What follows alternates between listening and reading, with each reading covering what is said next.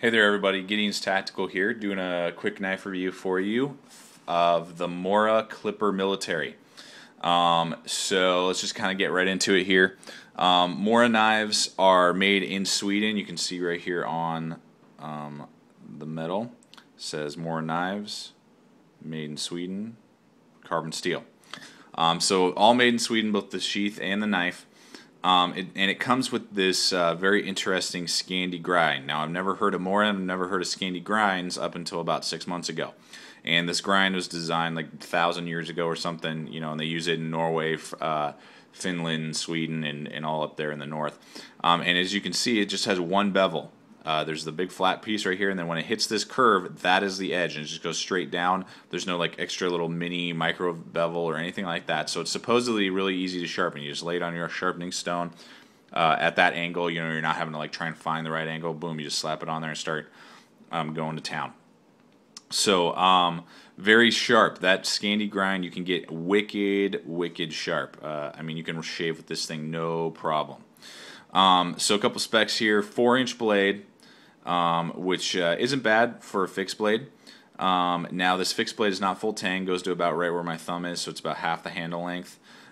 They do make ones with wood handles that are full tang as well. They have like 3 or 4 different models, but the blade shape stays the same and the length stays the same. I don't think they make a bigger one. They may make one that's like a 5-inch. There's like one maybe. I think there is, yeah. Anyway. Carbon steel, like I said, I can't find like what type of carbon steel they use. I know it's not 1095. I think it's like 1070, 1075, or 1085. I don't remember which one. I couldn't really find it out. But high carbon steel, which means it is going to rust and it has no coating on it. So you need to really take care of this knife. Oil it a lot. If you're living in the south, or where there's lots of humidity, you're going to have to really take care of this thing, or put a patina, which is like a temporary rust already on it. I've seen guys like stick it in potato, and then the acids in the potato kind of eat away at it just a little bit. You leave it overnight and take it out, and it kind of guards against really hard rust. So I'm just going to be aware of that. I live in Colorado, and we don't really worry about rust out here, and I mean, it wouldn't rust. So just depends on what climate you're in. Just you got to watch out for this type of steel they're using. But it is a nice steel. It's got, you can kind of see here, the carbon is in the middle. It's got that little black line you see on the spine, and then they covered it with a different other softer steel. So it's supposed to be very stiff, but it's also not going to chip on you or anything else like that. Let's see here. Like I said, very sharp. This is huge in the Bushcrafter community. Not only this grind, the Scandi grind, but also these Mora knives. They love them. Yeah, I mean, I've definitely used it a lot. You can see there's some gunk on there, and I can't get it off. My wife and I have used it. My opinion, this is great for around the campsite, or you're backpacking or whatever, and it's great for food prep or carving. If you need to carve off some little branches or make like a marshmallow stick or a skewer, or you're preparing your food, that type of stuff, awesome. I mean, you're not going to get a much better knife. But other than that, I don't really see a lot of uses because the spine is so thin. And when you're putting your thumb on here, and if you're going to be doing a lot of work, I mean, you're going to get some thumb fatigue eventually. Just because the spine's so thin and it's a 4-inch blade, it's you're not going to really baton a lot unless you're batoning something that's like that big around. So you can't do really a lot of wood preparation with this knife. It's going to be kind of hard. It's super lightweight, 4 ounces with the sheath.